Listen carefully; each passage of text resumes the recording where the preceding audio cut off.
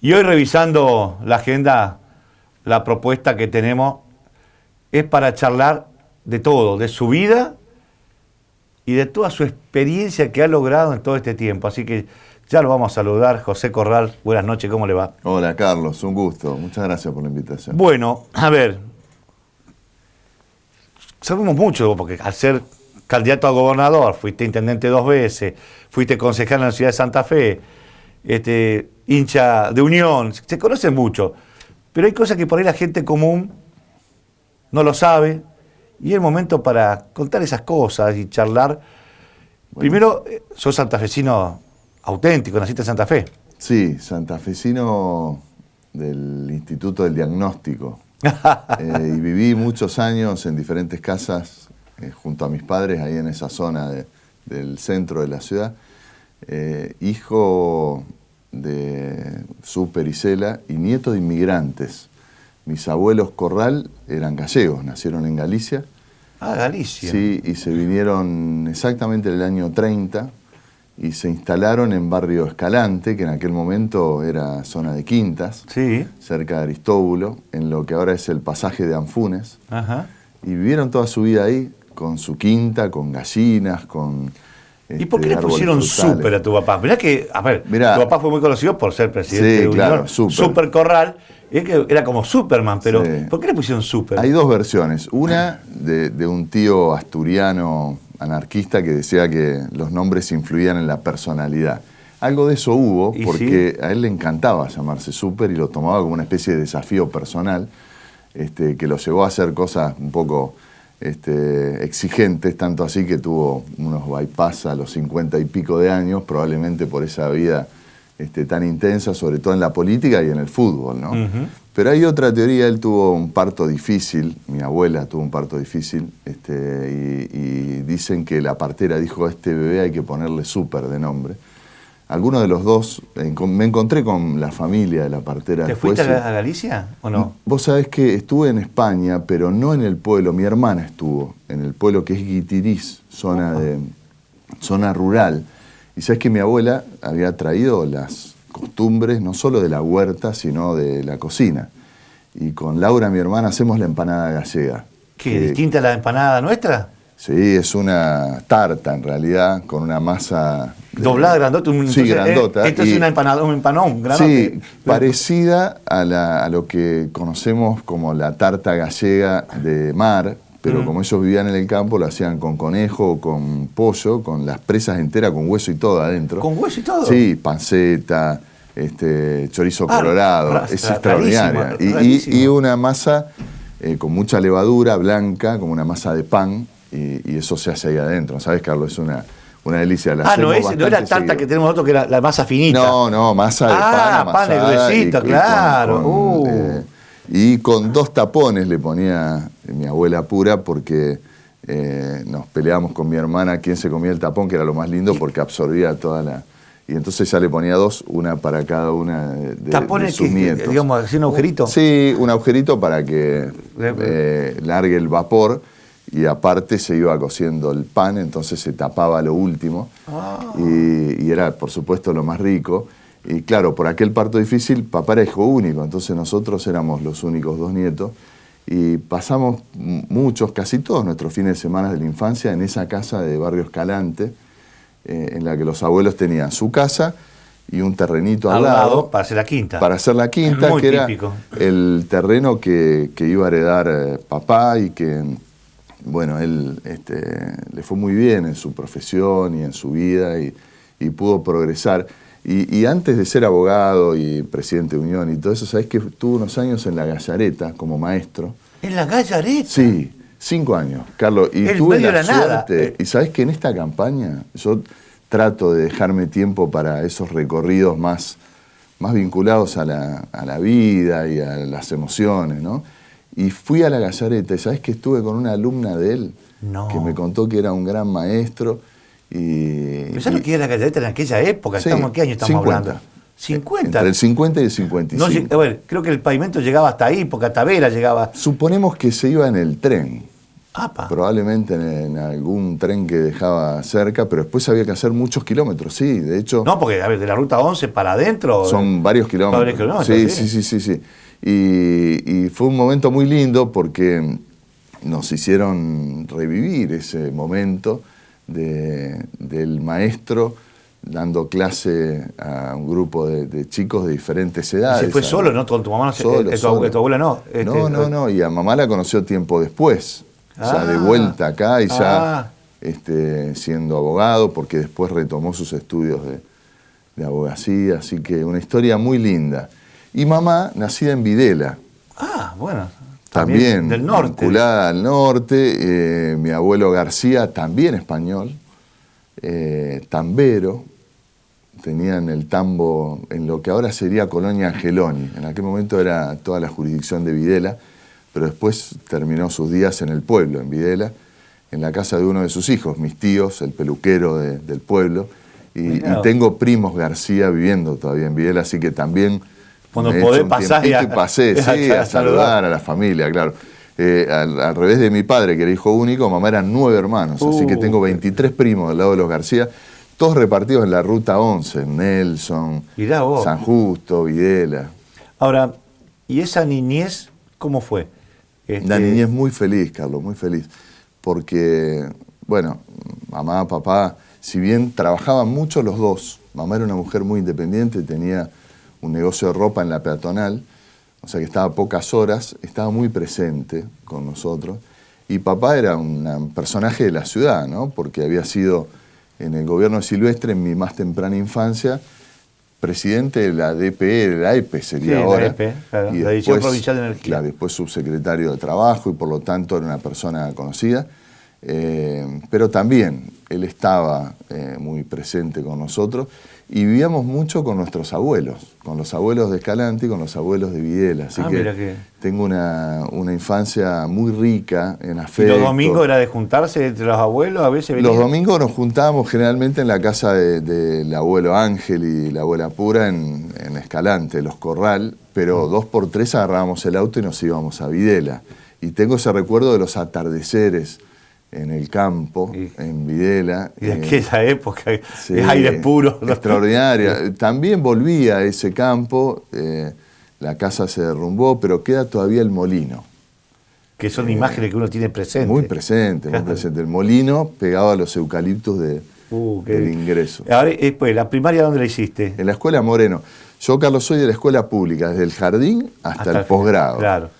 Fui al Pringles, la Escuela Moreno, que era la mejor escuela. Yo, fíjate que tenía familiares en Barrio Candioti, pero nosotros no vivíamos en Candioti, vivíamos mis primeros años en Guadalupe y después en el centro. Sin embargo, eligieron la Escuela Moreno porque era la mejor escuela de la ciudad. Mis padres además tenían una tendencia a la cosa de la escuela pública, ¿no? Y por eso después elegí el industrial, hice el ciclo básico en el industrial, pero a los 14 años me vino como una vocación que te ilumina. Yo creo que algo parecido a lo que le debe pasar a quienes eligen el arte o la religión. A mí me vino la política, Carlos. Yo tenía 14 años. ¿Y que ya empezaste a militar en el centro de estudio? Claro, en los secundarios. Por eso, el centro de estudio industrial armamos. ¿Cómo el industrial tenía? Lo armamos nosotros, yo fui uno, fui uno con otros muchachos de otros partidos. ¿Con 14 años? Sí, yo tenía 14, digo, Sofich era un poco más grande, tenía 16, 17, él estaba en 5º, 6º año. Recuerdo otro muchacho Manacero, que después no lo vi, que era de la UES, del peronismo, y con ellos armamos el centro de estudiantes. Pero en tercero decidí cambiarme al Almirante Brown para poder estudiar abogacía después, porque no... claro, el industrial te llevaba para otro lado. Claro, me llevaba para otro lado, pero bueno, después hemos tenido ingenieros y técnicos dedicados a la actividad política y a mí me siguen gustando las matemáticas y la cosa más técnica, por eso me encanta recorrer industrias y que me cuenten cómo son los procesos, porque tengo esa cosa del taller de la escuela industrial, ¿no? Que viví con mis amigos, que además tenemos un grupo de WhatsApp, le mando saludos a los amigos de tercero A del industrial. Y después cuando te fuiste al Brown, ahí armaste el centro de estudio seguro. Sí, y fui presidente del centro de estudiantes. lo vivimos con mucho más alegría porque había más chicas en el Almirante Brown. ¡Apa! Claro, porque en industrial habrá habido una, acá todo. En mi curso ninguna, éramos todos varones. Entonces, y nos cambiamos con un grupo de chicos del industrial que hicimos medio una revolución ahí en el Almirante porque me imagino. Armamos el centro de estudiantes, y bueno, yo además me dedicaba al deporte un poco, jugaba al vóley, hicimos como una selección pequeña ahí. Son años muy lindos. Para mí la adolescencia fue un momento extraordinario. Le mando un saludo a los amigos que conservo todavía. Bueno, y el tema, y pasar a la universidad, que ya la tenía decidida, quería ser abogado. Sí, y yo quería militar. Y sabía que en la universidad ahí se militaba en serio. Claro, Carlos, yo iba a las asambleas de derecho antes de inscribirme. No. Sí, en quinto año, yo estaba en quinto del Almirante Brown, cerquita además, a pocas cuadras. Y me escapaba de la escuela para ir a las asambleas de derecho y un poco meterme, curiosear qué se estaba conversando. Y sí, yo empecé a militar. ¿Y por qué, digamos, dentro del radicalismo, de Franja Morada, por qué, digamos? Bueno, probablemente porque ese aluvión del alfonsinismo en el 83 nos contagió a todos, ¿no? Yo, mirá las coincidencias de la vida, cumplí 15 años. El 28 de octubre del 83. 28 de octubre. El día del cierre de campaña en Rosario. Mirá vos. Yo estaba trepado. Así que soy un escorpiano, ahora te entiendo por qué. Bueno, soy escorpiano, sí, soy escorpiano. Y estaba trepado al monumento escuchando el discurso de Alfonsín de cierre de campaña, que el cierre fue el viernes. Se votó el domingo 30, el viernes 28 fue el cierre. Y yo cumplía 15 años y estaba allá. No sé cómo mi madre me había dejado que me subiera a un colectivo de línea, esos que salían para llevar gente. Me acuerdo entrando a Rosario y que la gente nos hacía la seña de Alfonsín, ¿no? Nadie pensaba que podía ganar el radicalismo y yo estaba convencido. Por eso la opción del partido tiene que ver con... No, pero aparte de esa época, Alfonsín contagió a mucha gente. Sí, claro. Fue, lamentablemente, el peronismo, lo que presentó y las imágenes que se veían esos últimos días, creo que si alguno todavía quería votar peronismo, se le cayó la estantería. Seguro. Y la juventud masivamente entró a los comités radicales, ¿no? Lo que en aquel momento fue la Junta Coordinadora. Bueno, yo fui parte de esa experiencia desde los secundarios, ¿no? Porque, bueno, estaba en la escuela secundaria todavía.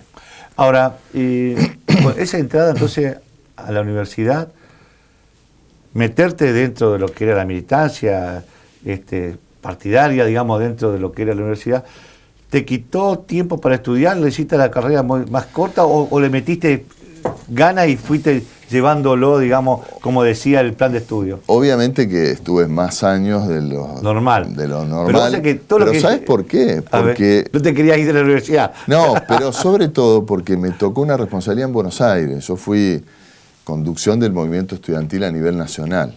Fui el encargado, digamos, el secretario general de Franja a nivel nacional.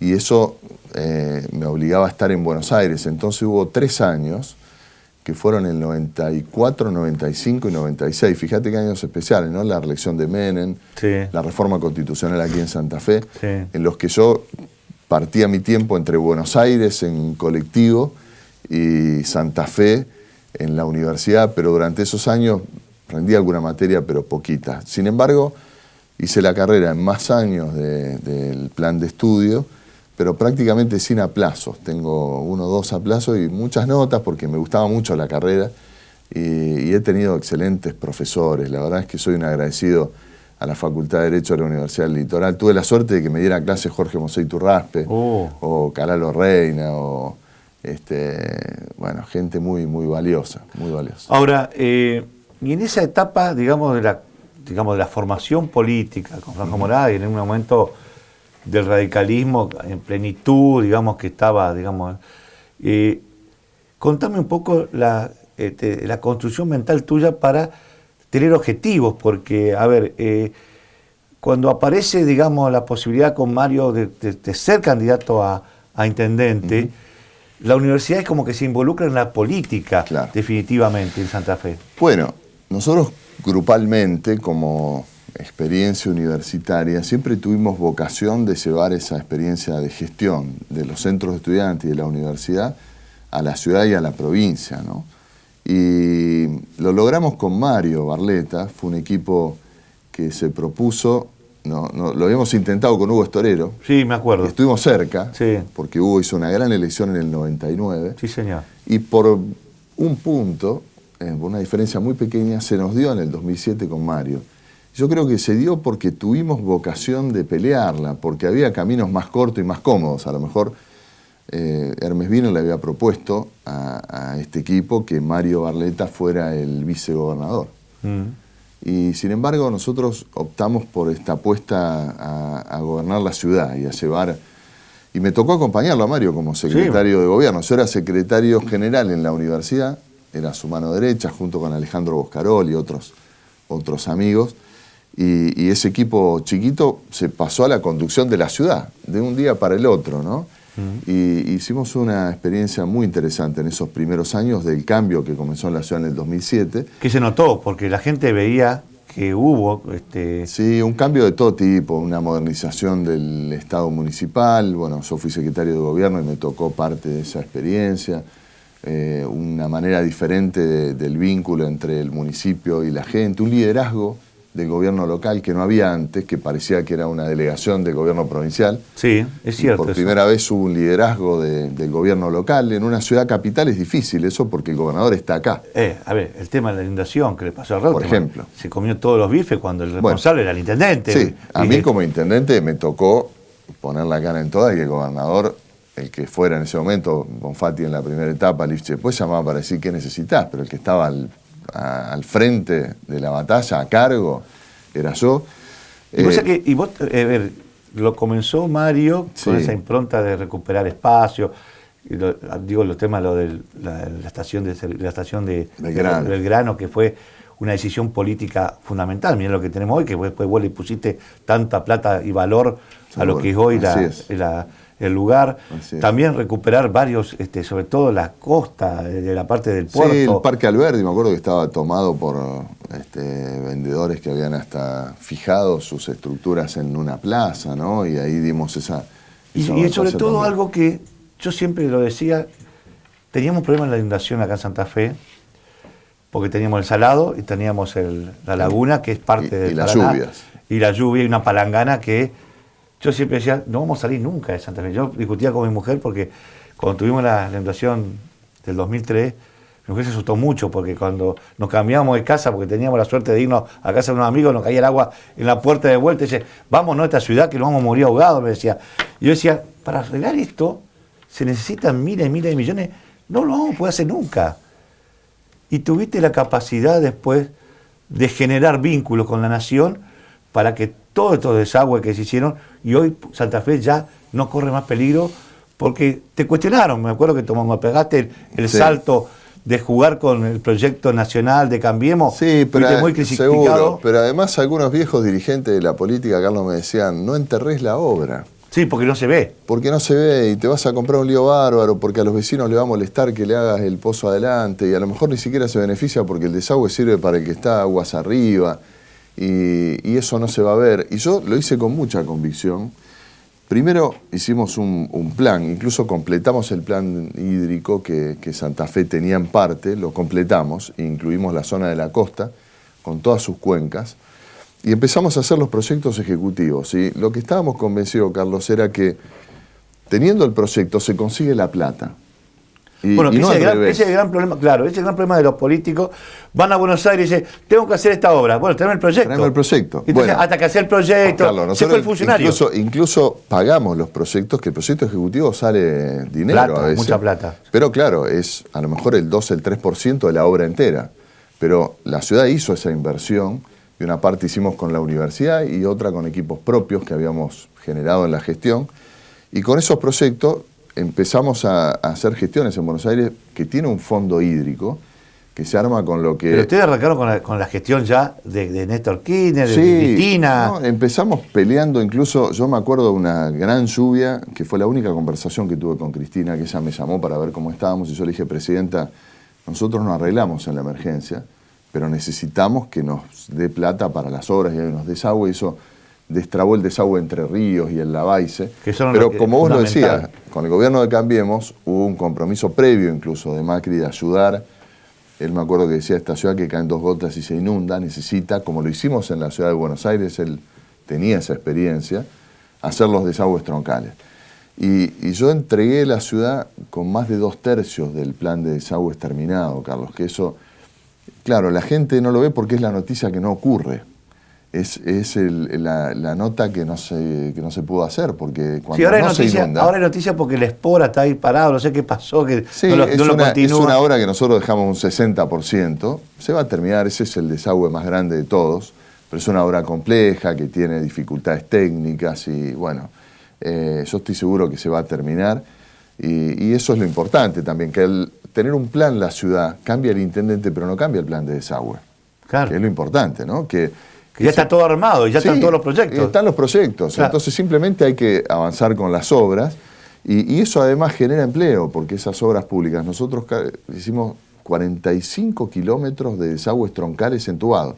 Algunos de ellos, como este estudio de ancho, por varios kilómetros, 45 kilómetros. Hacete la idea, Carlos, de 45 kilómetros de un tubo, bajo un túnel grande como esto, y eso permitió generar mucho empleo, activar la obra pública y la construcción. Durante mi periodo Santa Fe tuvo menos desempleo que Rosario. Y por eso y por los eventos, que es el otro secreto, la Santa Fe turística, que parecía imposible, y nosotros logramos traer la cumbre del Mercosur, Tecnópolis Federal, el Callejero de Santa Fe todos los años, Masterchef. O sea que esto pasa, por ahí yo creo que Rosario tiene otra visión distinta, porque aparte tiene las islas, tiene la ciudad, porque tiene una ciudad para demostrar una buena gastronomía, tiene para mostrar diversidad, digamos, la costanera. Se la cree más que tiene turismo.